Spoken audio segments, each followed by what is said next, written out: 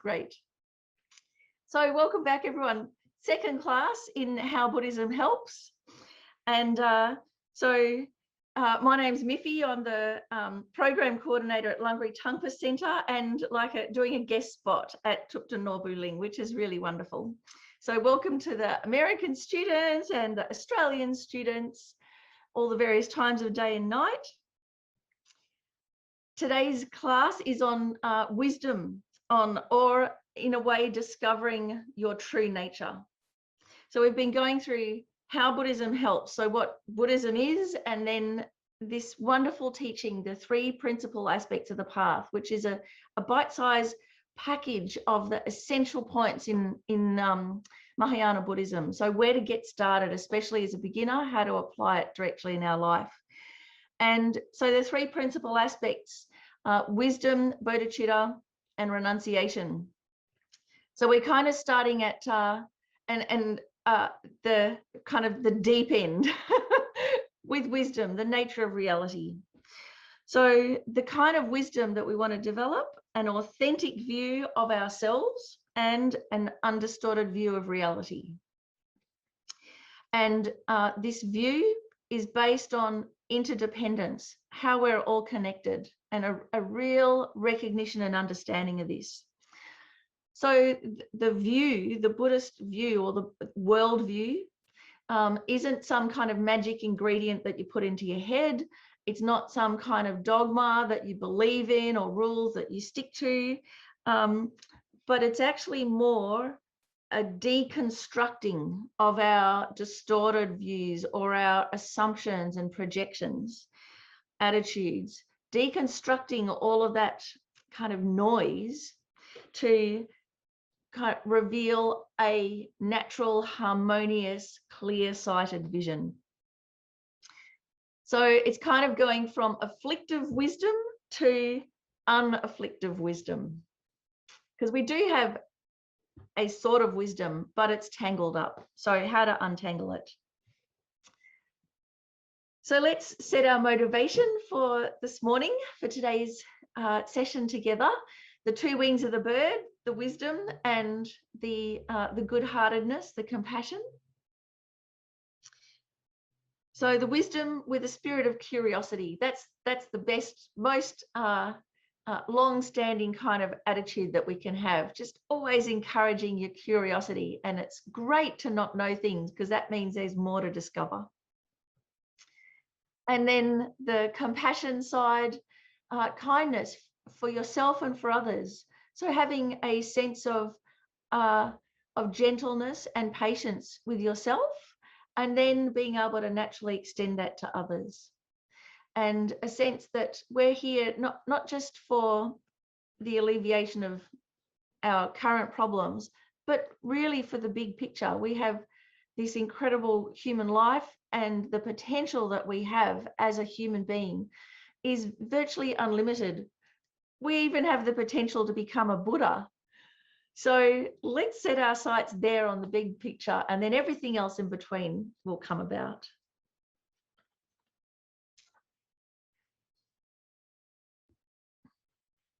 So we're going to have a look at the particular kind of wisdom, the wisdom that overcomes all problems. So I'll just quickly go through as an introduction. The source of all of our problems is confusion about our identity. So, and His Holiness the Dalai Lama says, you know, it's best to start with oneself, because oneself is the source of all of one's own sufferings. It's us who experiences the suffering. And the mistake that we make is that we think there is a real, concrete, findable me. Me, this is me here. And most of the time, we are kind of okay with that, but we only have a difficulty with it when the me is threatened. Or when someone, that real concrete sense of me, it comes up when you have that thought, no one talks to me like that. When we're unfairly criticized, or when we're humiliated, there's or when we're really upset and we kind of collapse in our heart, there's this really strong sense of a me.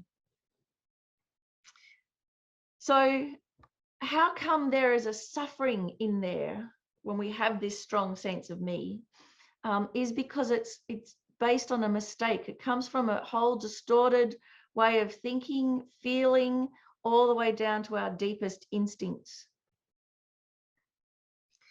So we have this assumption that there is a real me.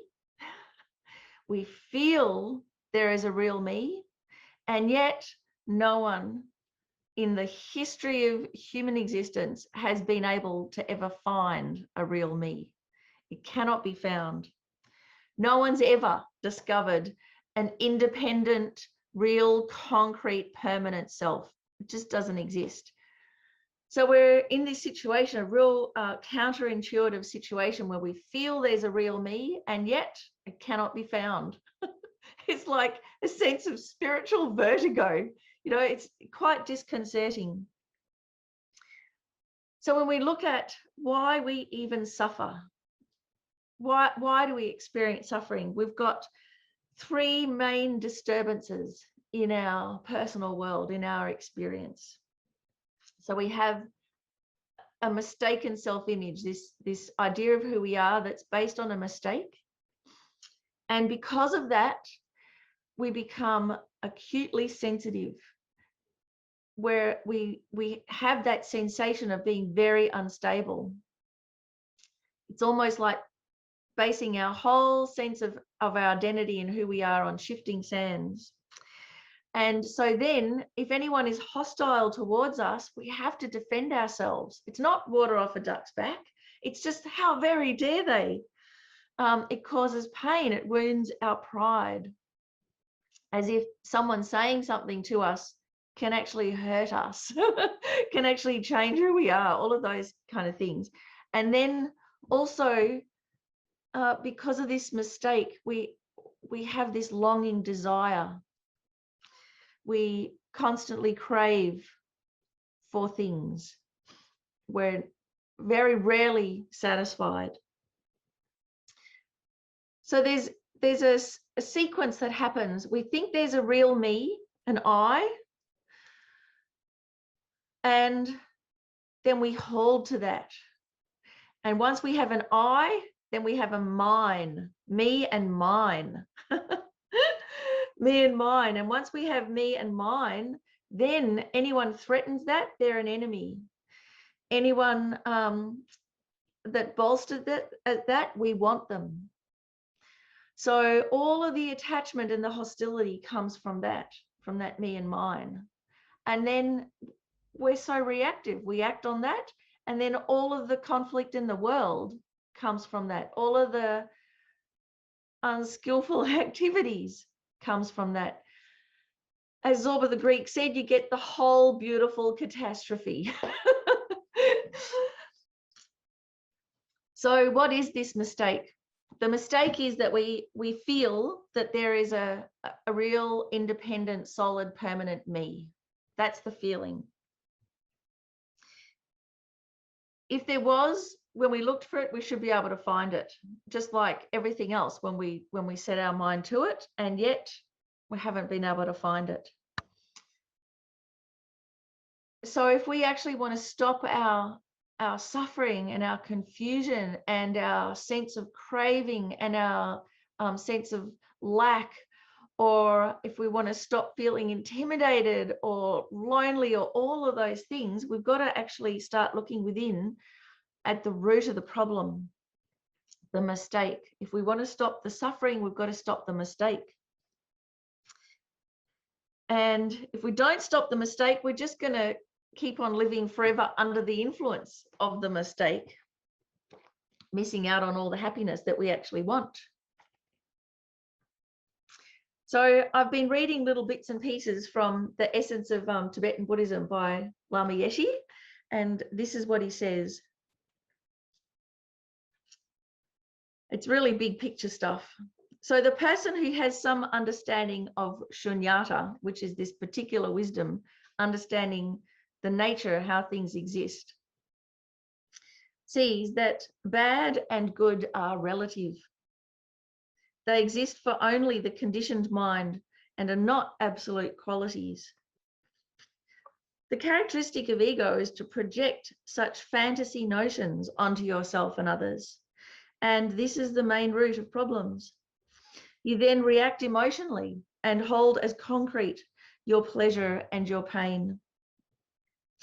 You can observe right now how your ego mind interprets yourself, how your self-image is simply a projection of your ego.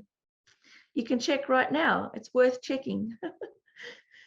The way you check has nothing to do with the sensory mind or your sense consciousness. Close your eyes and check right now. It's a simple question. You don't need to query the past or the future. Just ask yourself right now, how does my mind imagine itself?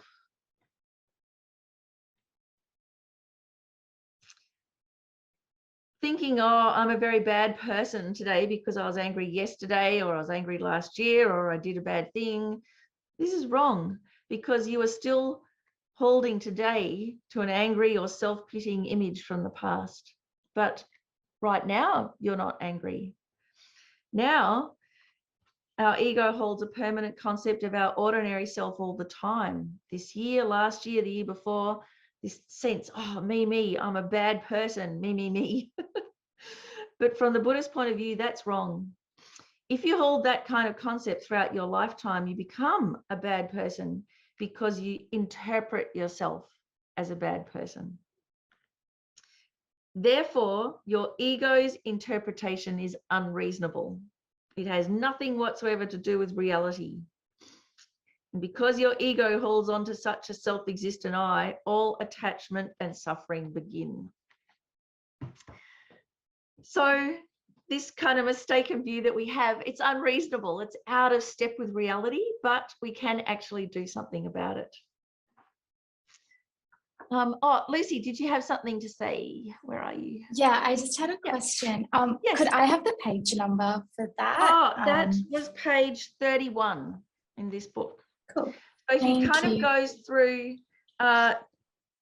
each principal aspect in various sections. So you'll be able to find it in the various sections.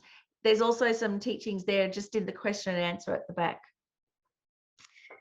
So that book also is a DVD on YouTube that you can watch, and it's great because Lam Yeshe's got such presence that when he speaks, it just goes whoom, straight in.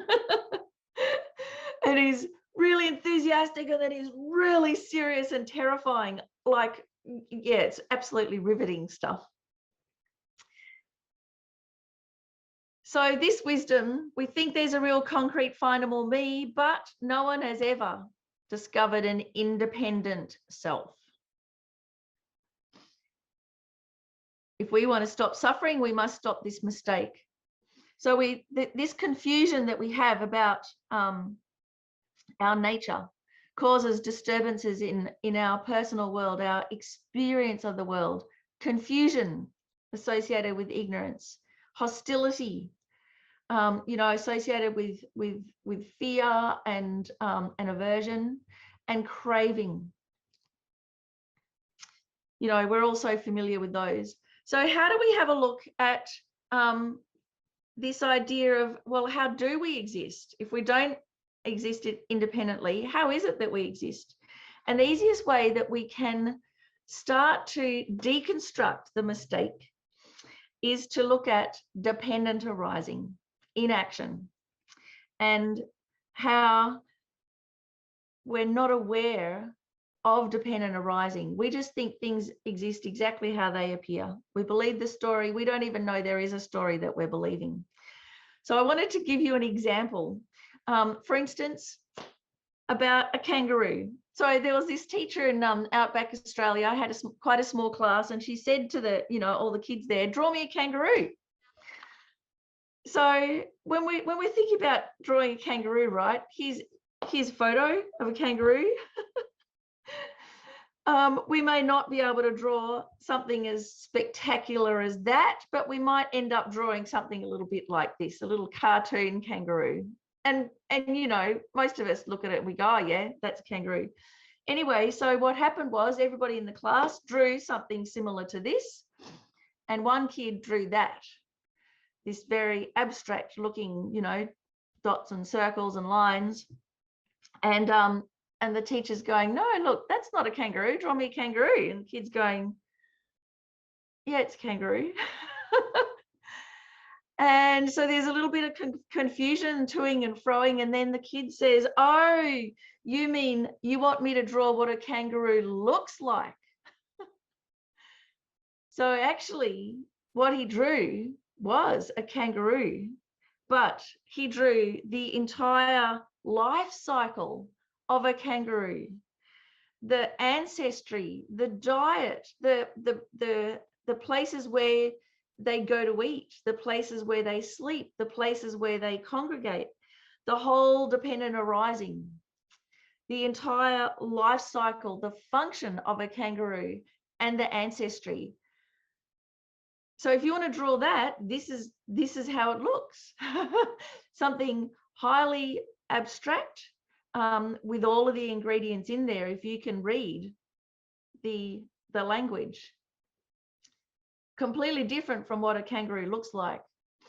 So in the Australian tradition of drawing, the Indigenous First Nations peoples, there is another style a little bit like this, where you get both. You get what a kangaroo looks like, but you also get the insides. It's like called X-ray style drawing. And so you get a lot more about not just as if it was an X-ray of the organs and things within the kangaroo.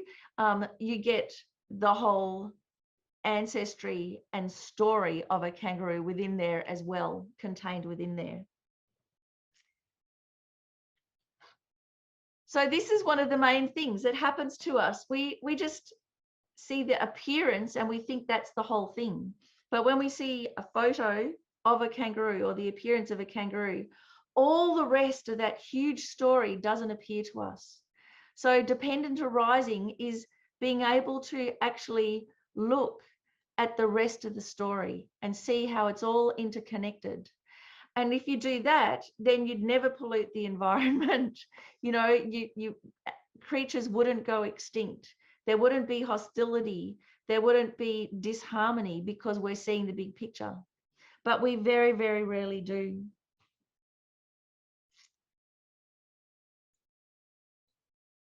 So there's a quote here from Lama Yeshe. Oh, sorry, jumping ahead. So yes, so then with our identity, with our whole worldview, it's very, very similar. We have this image of how we are and we concretize it. We grasp at it, and it's at the grasping at it where all the suffering comes, because we don't have that flexibility of seeing the big picture.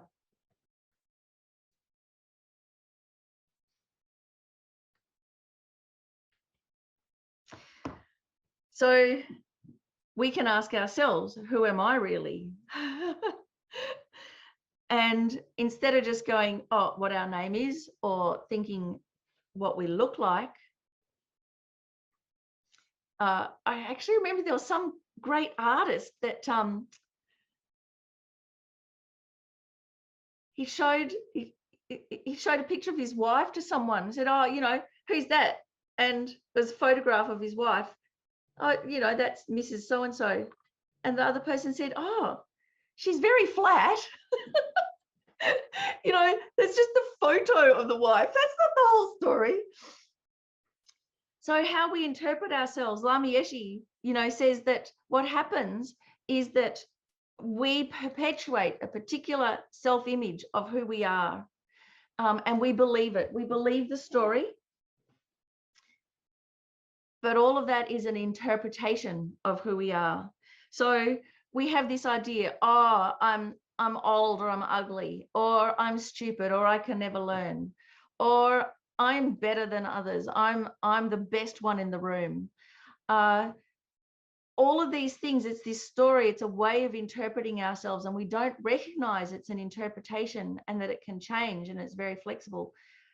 Then when things do change, we are shocked, especially if we've been really holding very tightly to that. So our suffering comes from the grasping. That's the main place where the problem comes.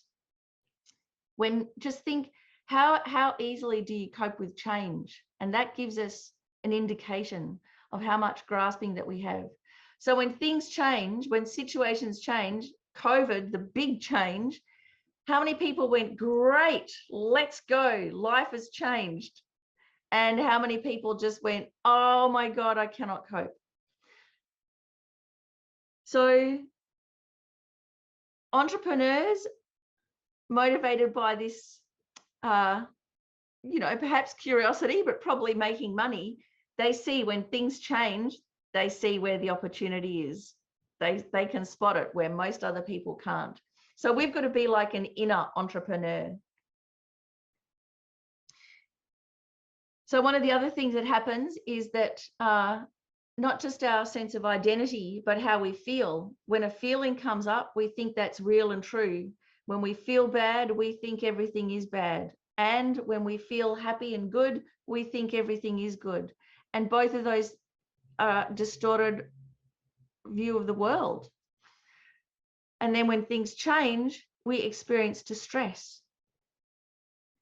So, our when we feel good, we think it is good, but we might be acting quite oblivious to everybody else's suffering and end up, being an insensitive person.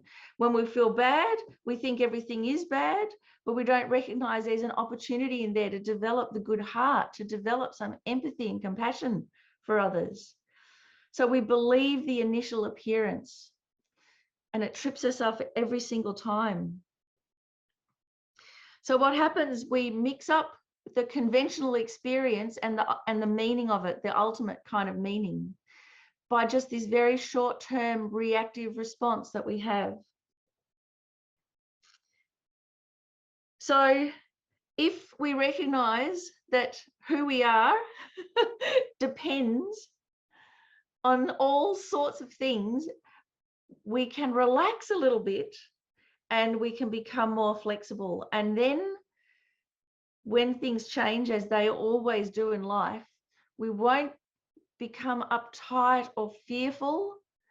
We'll actually be able to relax. And isn't that what we want to do? And isn't it one of the hardest things to do in our life, is to actually relax and be optimistic? So this view, developing this view of wisdom, is a way of being able to relax and become optimistic. So when we ask this question, who am I really? We've got to be careful not to mix up the ultimate who am I really and our conventional self. So there's definitely a conventional self, because here you are at the class. So we're not going off into nihilism and saying we don't exist at all, but it's a conventional self. But this conventional self is what we grasp at and think is the real me. We get them totally upside down, mixed up. So one of the kind of rule of thumb is to remember how we feel is not how we are. It's a feeling. It may just be an emotional sensation. I'm not gaslighting you and saying the feelings don't matter, but to recognize it as how we feel about ourselves is a feeling, and it's not the whole story. And that actually loosens things up and gives us some hope. There is a conventional dependently arising self, but the ultimate me, as distinct from everybody else, doesn't exist. It doesn't exist like that. If we look at who the ultimate me is, it's actually what connects us to everyone, and it's not all the things that we think it is. So this attitude, changing this attitude, what we normally do, we grasp at our identity as true, whether we grasp at it as being a woman or a career person or a parent, a good person, a bad person, person who's right. But what happens when we grasp at this? We're often disappointed. We're often frightened, intimidated by others. We feel very tense and rigid. And our vision might get quite fundamentalist or tunnel vision, and we start going, because I said so, or no, it's just like that because that's the way it is. So if you recognize any of those things, which I recognize all of them, this kind of shows that this afflictive wisdom brings us so much suffering. But if we start developing or recognizing dependent arising, then naturally we become adaptive and resilient. So this is like a catchword nowadays, resilience. But this is how you develop resilience, is by adjusting this view. Then we naturally become confident. It is a much more realistic view. We tend to think, oh, being realistic means becoming really bleak and fatalistic, and that's realism. No, that's wrong.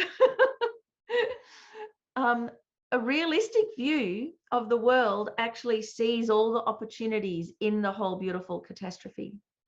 So then we have more energy because we're not defending ourselves all the time. We become naturally happier and we're more content.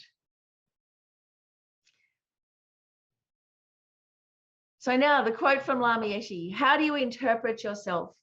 If we truly wish to achieve the satisfaction of complete fulfillment, we must find a way to break free from the tyranny of ordinary appearances and conceptions.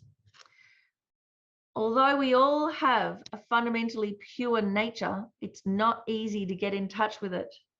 We need to quiet all distractions and loosen the hold our ordinary appearances and conceptions have on us. We need to create space so our essentially pure nature can function uninterruptedly. It's such a profound saying, this. So to create some space means internally we've got to create some space. So what I wanted to do was a little meditation to create some space. But just before we go on, do we have any questions or comments so far? Anything at all? I can't see everybody, but wave your hand at me if you have a question. Going okay? Well, let's do our meditation then. It's a contemplation from Lama Yeshe. So just take a nice deep breath and bring your focus inwards. So you can be aware of the room around you, but bring your attention in. Just become aware of the rising and falling of the breathing. And we're going to ask a very simple question. How, at this moment, do you interpret yourself?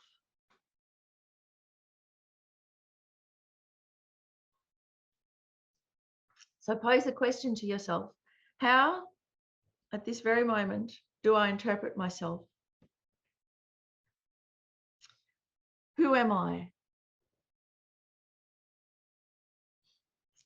What am I?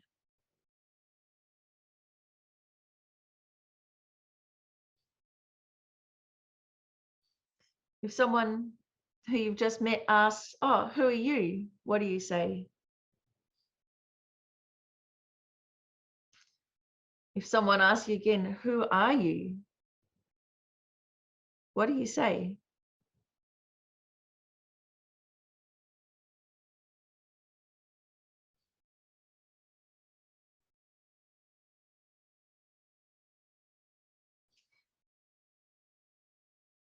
So when you think about who are you, how much, for instance, is based on your gender? Your whole identity of who you are. Can you imagine, for instance, being the opposite gender? Living the same life as you do now, but, you know, if you're a woman, how you'd be treated at work, the same job if you're a guy. If you're a guy, How would your life have panned out if all the same things happened to you, but you're a girl? That you were treated like a girl?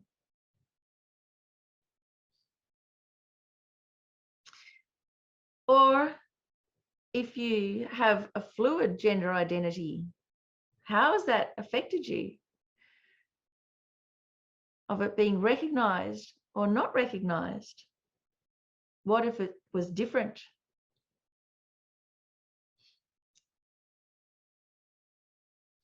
What if your passport actually gave you a third option?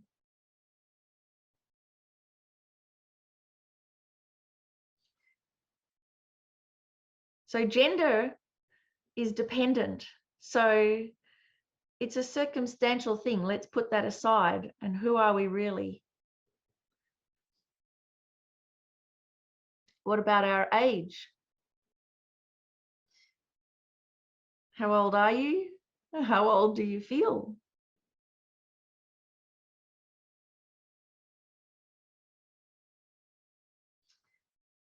What about our race, our culture?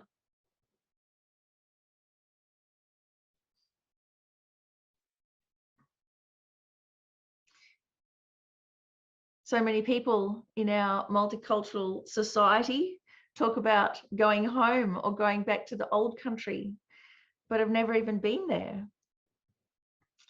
Or if you've lived in one country for a while, you start taking on the accent and the mannerisms. You go back home, everyone, thinks you're Australian. You come to Australia and everyone thinks you're American or Italian. So who are you really?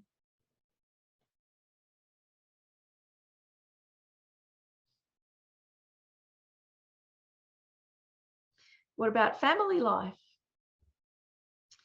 How much of your identity is tied up with your role in the family, with being a mother or a father? How much of your identity is tied up with being a son or a daughter? Can you imagine who you are separate from a family identity?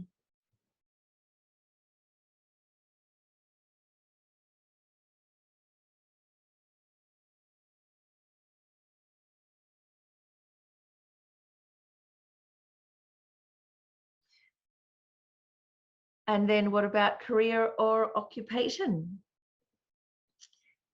What we do brings us this sense of identity, who we are.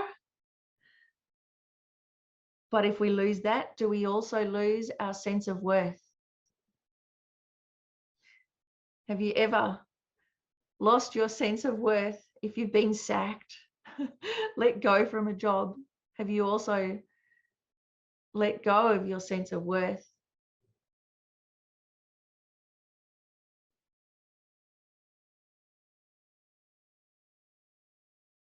So who are you?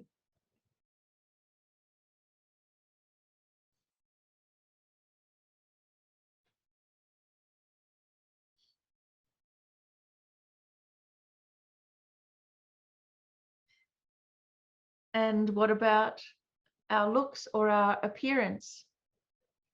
So if you're born tall, can you imagine going through your life as a short person? If you're naturally short, can you imagine your life if you were a tall person? All the same things happen to you, but it would be quite different.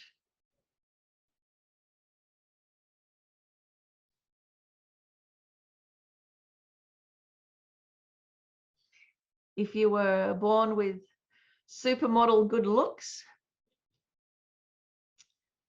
would you have worked as hard on your character, your personality?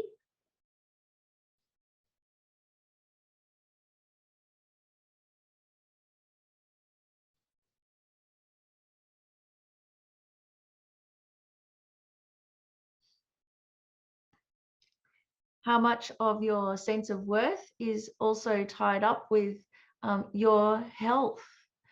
As your health fades, does your identity also change? When we're sick or ill, how much do our emotions also change? Our outlook on the world, our optimism.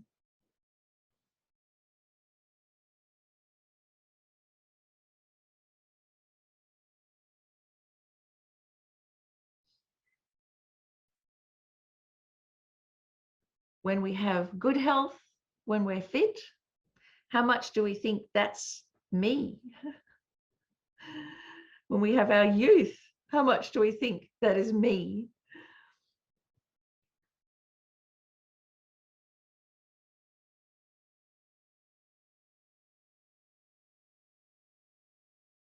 So how do you interpret yourself right now? Who are you? If we take away the dependent arisings of gender, of age,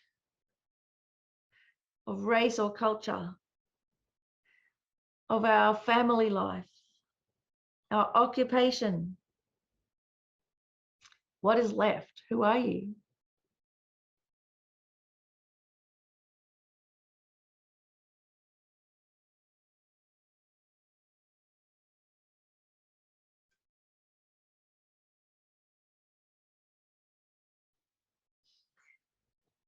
So to bring this contemplation to a close, recognize how things do not exist in the way they first appear, and you yourself do not exist in the way you first appear. So what element would you like to focus on? We have a choice. What characteristic is useful to focus on?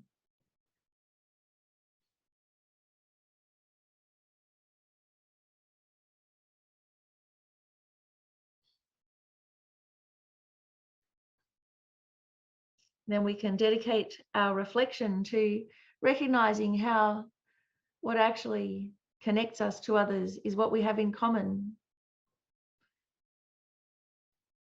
Our hopes and desires, our feelings, our yearnings, our wish to bring meaning in life. All of these things are actually what we have in common with others, rather than set us apart or distinguish us from others. So may we be able to bring happiness and joy to ourselves and others who are just like us.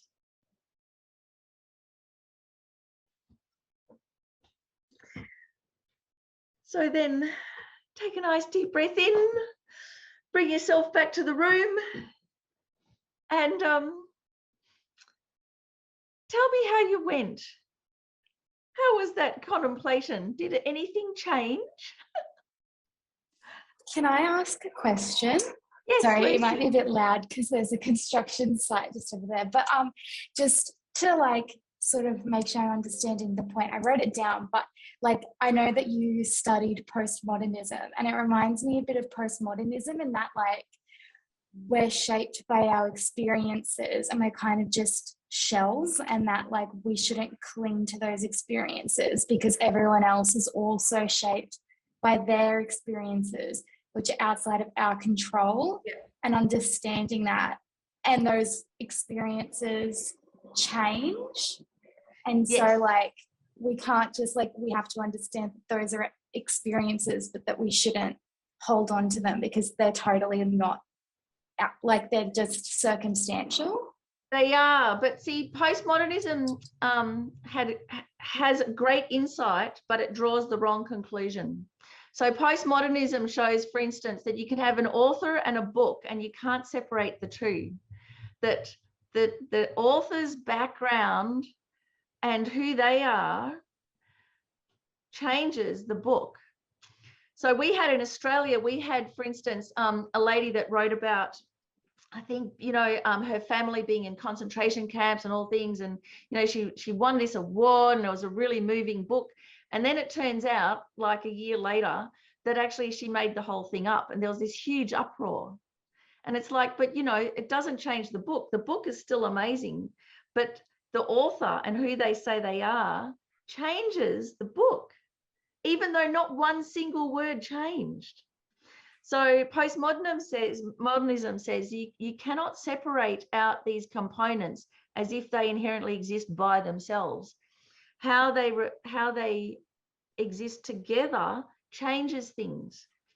But then it doesn't say, well, what does this mean? So the consequences of this means that there isn't an ultimate existence in those conventional things like that. It's not in the appearance. The ultimate existence is interdependence, recognizing that, and that there is no real author or real book or really good book or really bad book. So from an ultimate point of view, there is potential, there's wisdom, there's clarity, and the moment you start trying to grasp at it, that's where the confusion comes in. So what happened with postmodernism is it went over into nihilism and went, therefore nothing matters. Whereas from the Buddhist point of view, it goes, therefore everybody matters. So it's a really different conclusion of a way to get there. And I mean, a similar thing happens when I found, you know, when I was looking at my life and I try and figure out who am I,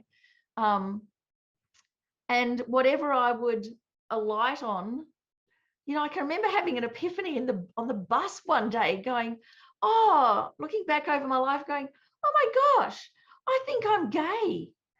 You know, I had no idea. My whole life I've been attracted to women. I must be a lesbian. Oh my gosh. It was a revelation. And then I looked back at all the other instances of my life and I went, no way, I'm absolutely heterosexual.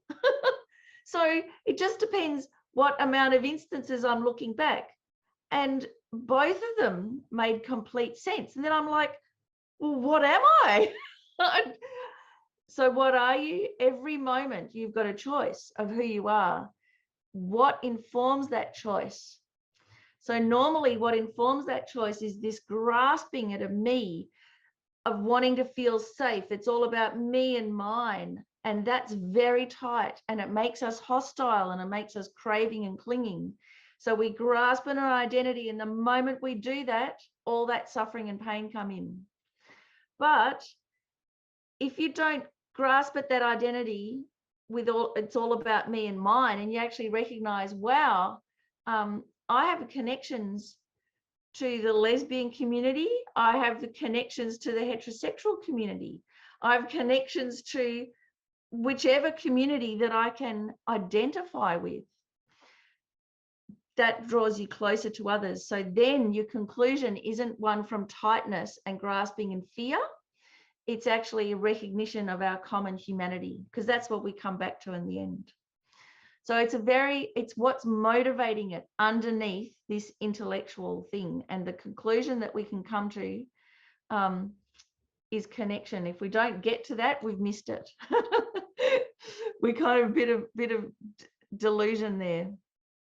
So there's another example I wanted to share with you in the time that we've got left about age. How old are you? Oh, so this is the contemplation. How do I interpret myself right now? So you've got the little meditation to do as homework. And the conclusion, things or me, I don't exist in the way that I first appear. That's a conclusion to come to, and that's the liberating one. Now, here's an example through analysis, how we can start deconstructing the tight clinging that we have. And it's to do with age. So just think, for instance, how old are you? If I asked you all, do you know how old you are? You'd all go, well, yeah, pretty much. So you may think you know how old you are, but I guarantee you within 9 minutes, you're not going to know when to celebrate your birthday. It's going to be a complete mystery. So we've got, when were you born? That's the first question. And generally, we measure how old we are from when we came out of the womb, isn't it? So like I was born on the 24th of April. So 24th of April next year, then I'm a year older. But actually, if you know maths, when you were in the womb, you're not -1, are you? So actually, when you come out, you're 9 months. So right there, our birthday's wrong, because when we have our first birthday, we're 1 year and 9 months. So there's a convention that we have, and it's completely incorrect, straight off.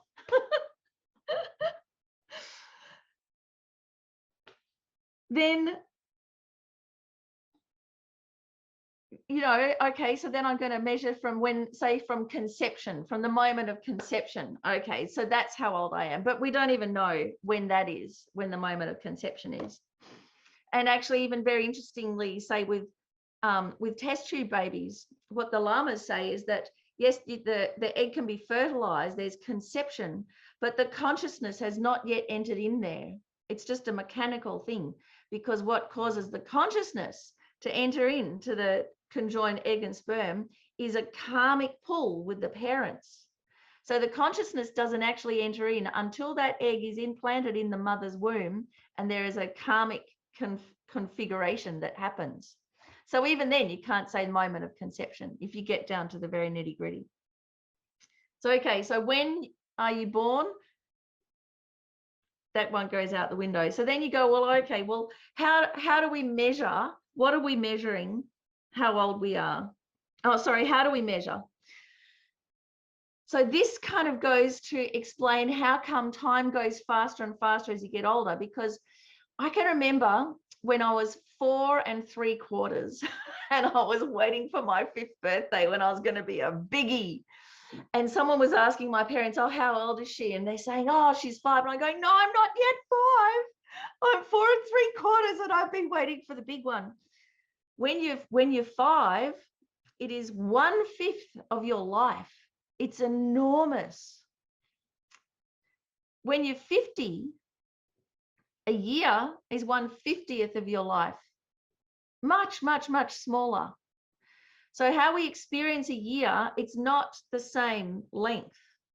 It's proportional. It's in fractions. So when you're 80, a year is 1/80th of your life. So of course it goes by quicker.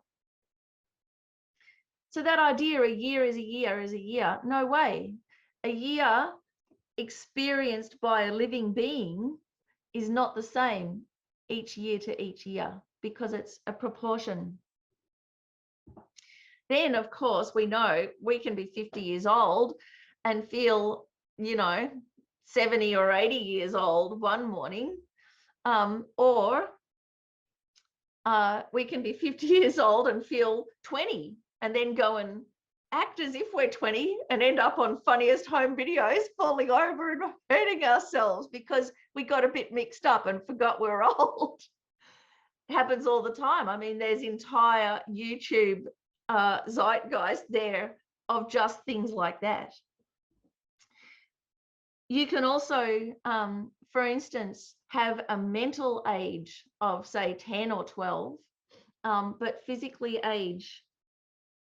So if you're 35 years old physically, but you have a mental age of 12, are you 35 or are you 12?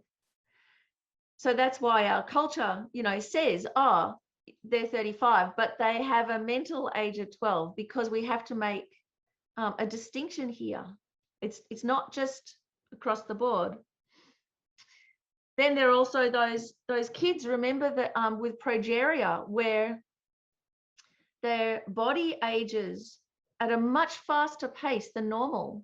So they're 5 years old, but they have a body of an 80-year-old. You might have seen them, they're walking around like little old men and little old women, and they've got grey hair and it's falling out, and they've got wrinkles and arthritis, and they're 4.5 years old.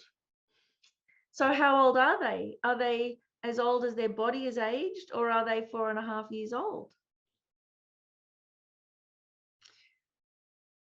Then it depends what calendar we're using. So, if we're using the lunar calendar with 13 months in the year, we're going to come up with a different age than if we're using the ancient Roman calendar with only 10 months in the year.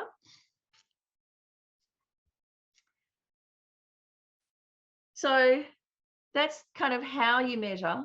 And then we look at, well, what are we measuring? Our body. You know, we think our body is, well, now we've a certain, you know, however many years plus 9 months. But even that's not true, because for instance, the age of our lungs, I'm not quite sure how many years it takes for all the cells in our lungs to be replaced, but I think it's something like 7 years. So at most, our lungs are 7. Regardless of how old we are, our lungs are 7. Our skin replaces itself how many months each, you know, each how many months. All those cells, they've swapped out. Our stomach, it's probably a different age. And get this will creep you out. Our hair and fingernails are actually dead. So they're finished. So we're like, a bit of us is dead, right? So what are we measuring? How are we going to say? And actually, I found this very useful when I was giving up smoking. For a long time, I thought, oh, what's the point? You know, I'm gonna die of cancer anyway. So la la la. And then I saw this ad. It was really skillful ads, and it said how many years it took for your body to get back. So your lungs recovered in X amount of years, and your throat recovered in X amount of years, and you got your smell back in X amount of months, and you got your energy back, and it had this whole timeline of everything coming back. And then I went, oh, it's worth it. It's worth giving up smoking because there's something you can do about it. So this comes from this recognition of the dependent arising of our body and our aging and how we change. So we've looked at when we were born, and even when I went to try and find my mother's birth certificate, she told me the wrong year that she was born in. And I'm going through the registry office, and the lady just happened to pick up the wrong book and look through the records in the wrong year and found her. Otherwise, I never would have found her records. So when were we born? How do we measure how old we are in years, in our mental age, in how we feel? What if we forget? What are we measuring? So the question we've got, yeah, but how old are you really? And we always want to know really how old are we? We have that yearning, don't we? Just like, who am I really? Well, folks, there is no really. That's the meaning of emptiness. There is no really. There is only, if you're gonna grasp onto something, it depends. It will change. There is no really.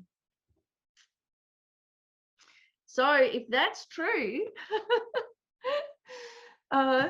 it gives us actually a lot of leeway.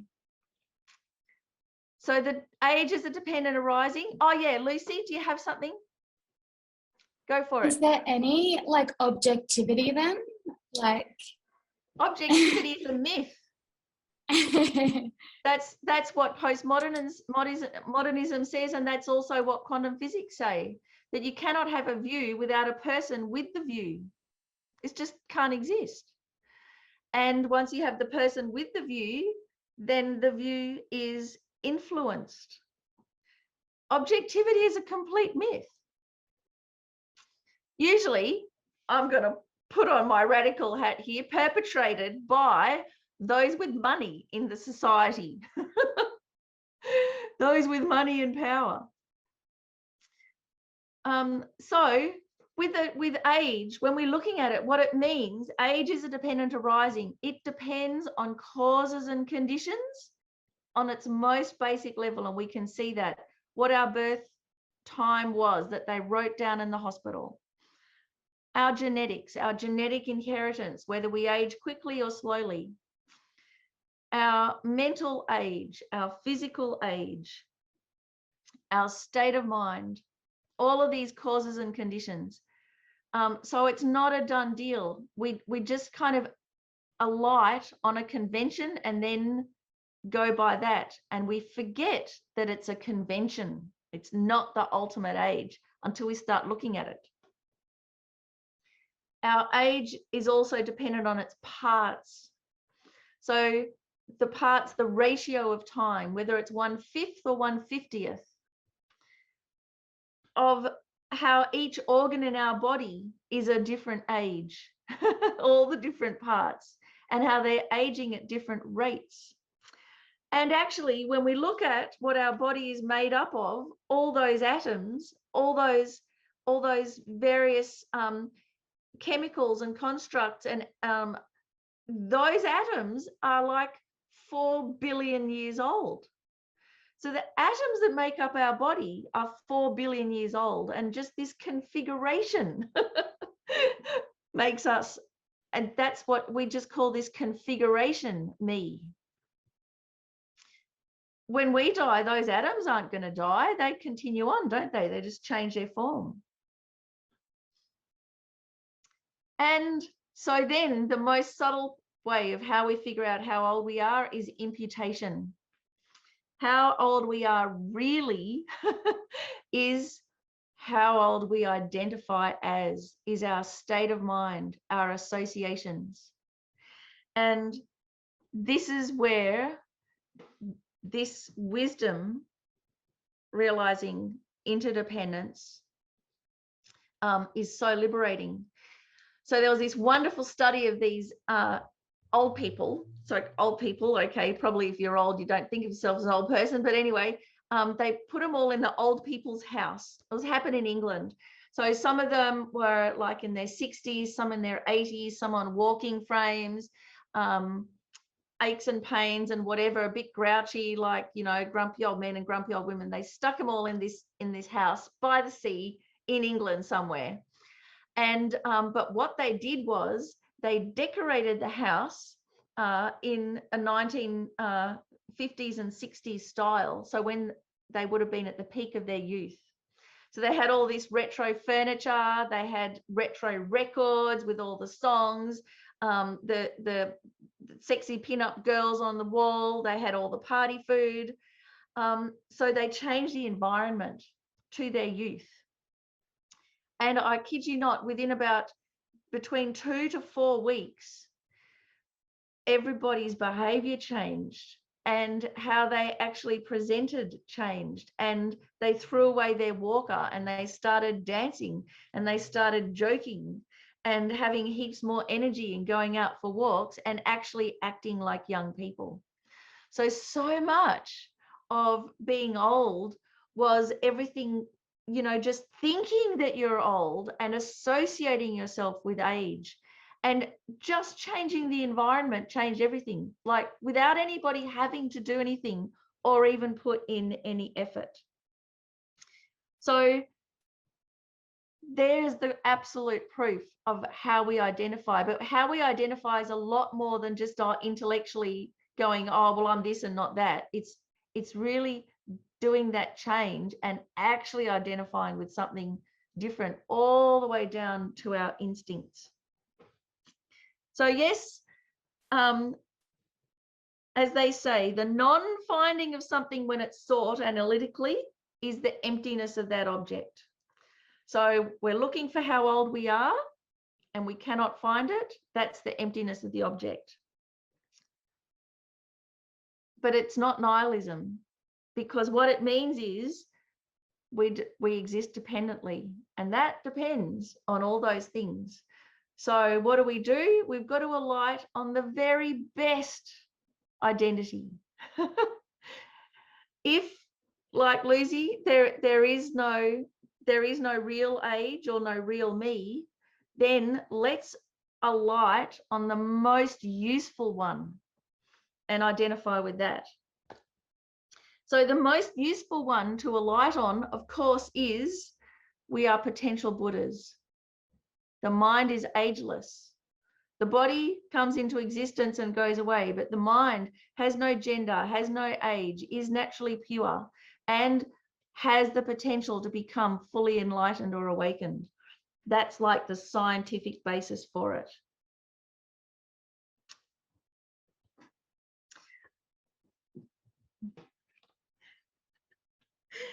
So I have a little thing to read from Lama Yeshe.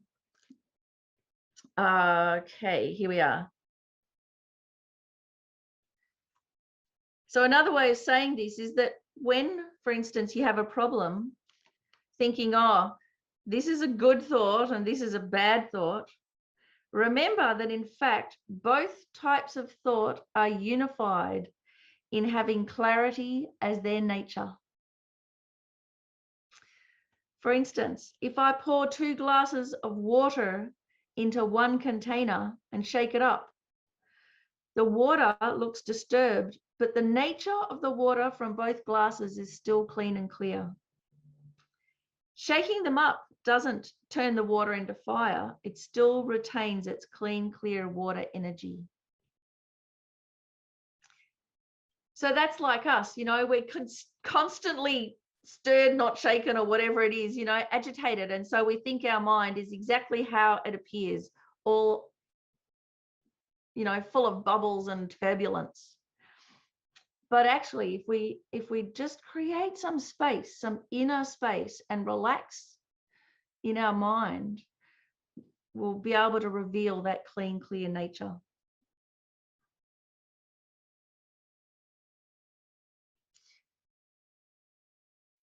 And then, as a really nice way to summarize also, Lama Yeshe says, I want you to understand that according to the Buddhist view, there is no human problem that cannot be solved by human beings. Each one of you should understand this personally and encourage yourself by thinking, I can deal with all my problems. I can solve all my problems. That attitude is essential for your spiritual growth. Even though we may not be much good as meditators or spiritual practitioners, I truly believe that if we have some understanding and encouragement, we can solve all of our problems.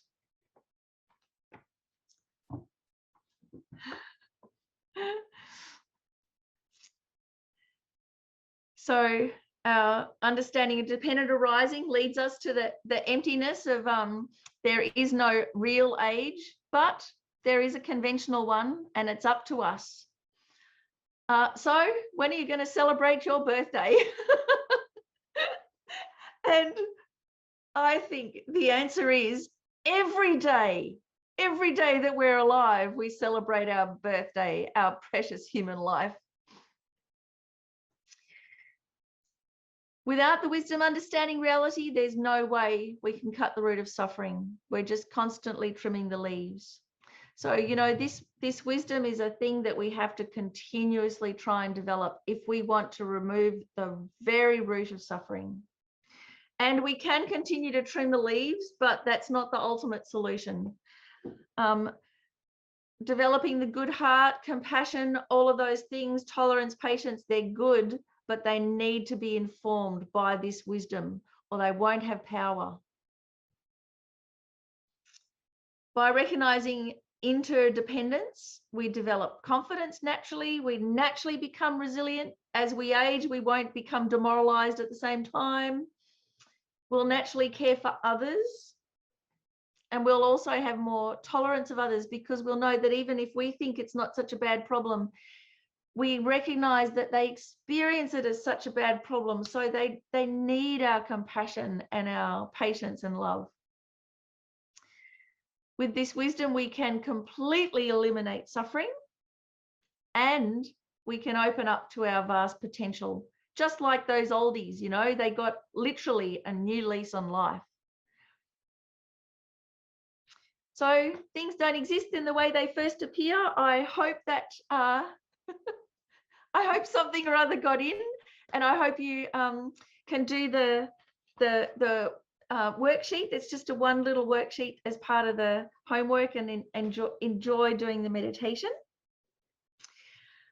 Let's dedicate our merits that we can develop exponentially our wisdom, that we can calm our mind, to reveal that natural clarity, that natural understanding, that our view becomes undistorted. And with that, then when we have the good heart and compassion and kindness for others, it'll have a real power and stability to be able to create change, to be able to help others in the best possible way. So lots of food for thought. Enjoy the feast, and I hope to see you next week, which will be on renunciation. So we're going in a slightly different order, but renunciation, how to not sweat the small stuff and really enjoy your life. Thank you, Miffi. Thank